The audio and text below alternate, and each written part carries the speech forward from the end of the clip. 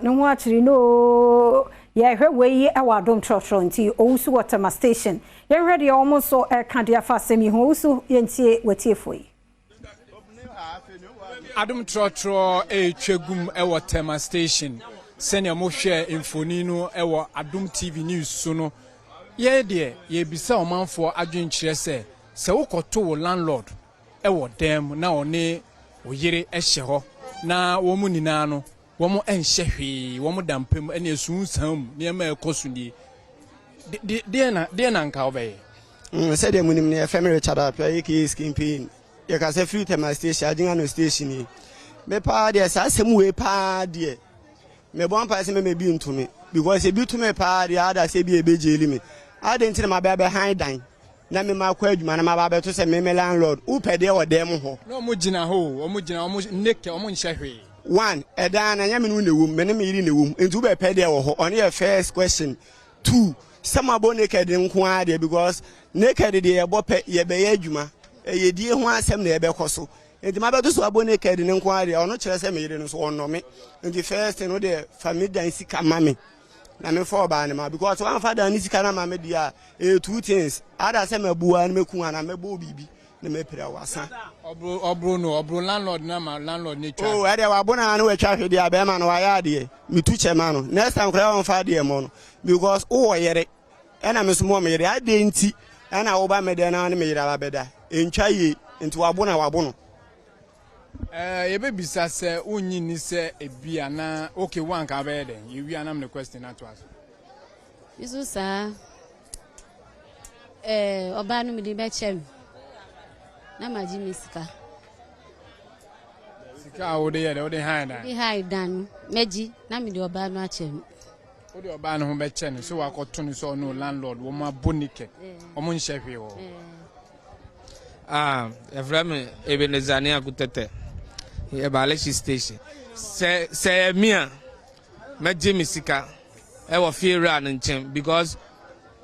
me ma rent me dan na me ni me yire na wo se ma tu kwa me ba woni me yire mu gina woni kede family dan sika no mam se wo fa sika no mam de ene action metumi abu ana metumi atwetwa family sika no mam na me nko na ma job ba na ma simple. Ba no worry ni bi ma na se. Me worry no bio na me ne go share we na obi nso be di no. Da bi janu ma ne odi no ndi no. Ultimate aze. Yo. We tema station Adom Trotro de. Mi ku beto no insane bi mo. Mi to abia ke nu yo ekele bi yilo.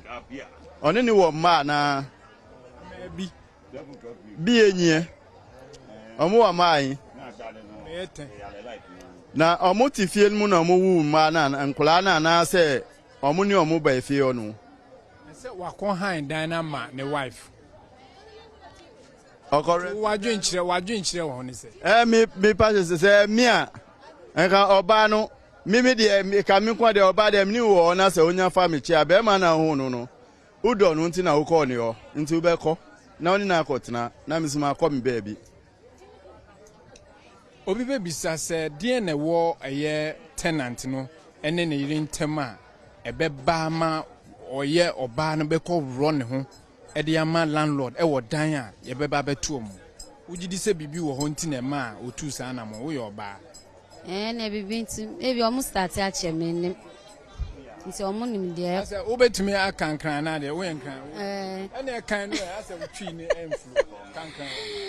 ame start eche o ekule ke landlord ame to ma me hihye loko eche na me fi oni mi to mi nga lo le wule ile shame ame jenshi eche o to mo loko be ngbodro mo na yo wa yan bana wo be nka nkele ba kini na chese omanfo adwenkyere eno no Adom Trotro ye de brel efree eye tema stations the Trotro na eye ma mate na egisu say awe